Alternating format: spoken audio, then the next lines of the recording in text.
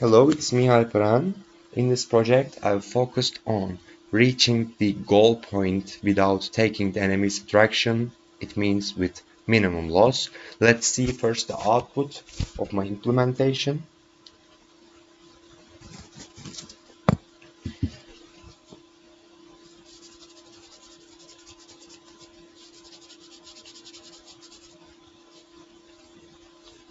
My agent will try to go the beacon point.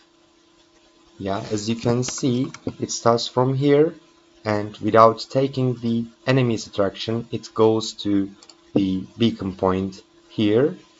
To create this map, I used map editor, and in the map editor there is a code section which is like a pseudocode to create a logic, and I've created a logic in here.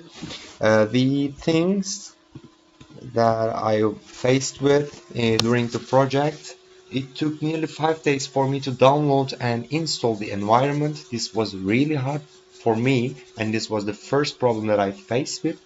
Also, editing maps and testing the input-output variables to understand the environment in codebase were really hard, and because of that it took a huge amount of time from me to understand the environment, because we couldn't log any variable in the console in this project. And for algorithm, I've used a conditional pathfinder algorithm, which is implemented by myself. I didn't use any ready to use path finding algorithms during this project, and that's it. The project output from my side is like that. The agent tries to go the target point without taking the Zerg's attraction. Thanks for listening. Hello, I'm Berkay from Group 12. I worked on battle strategy between Zerglings units and Roaches units in StarCraft II environment. In this strategy, Zerglings have less amount units than the Roaches units. Firstly, I would like to mention main issues that I have in this project.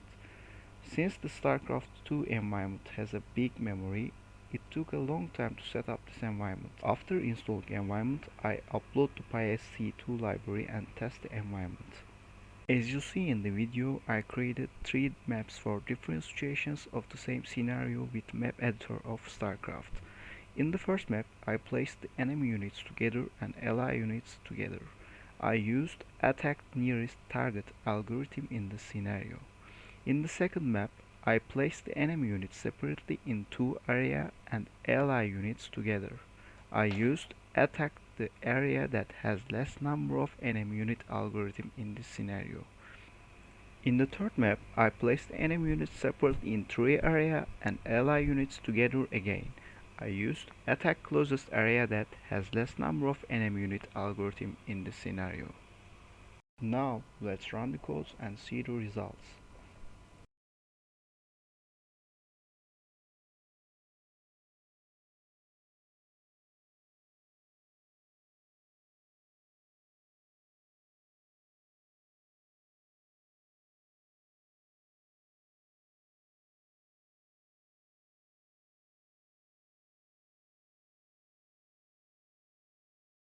Hi, I am Alisam from Group 12.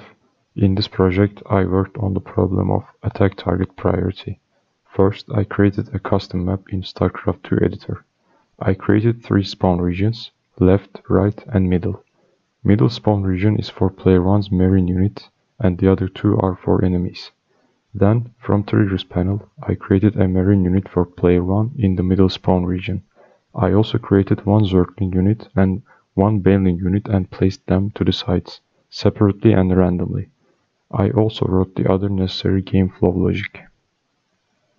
Then, I wrote the agent script that finds the enemy units and first attacks the Zergling and then the Baneling unit. This is the command for running the project.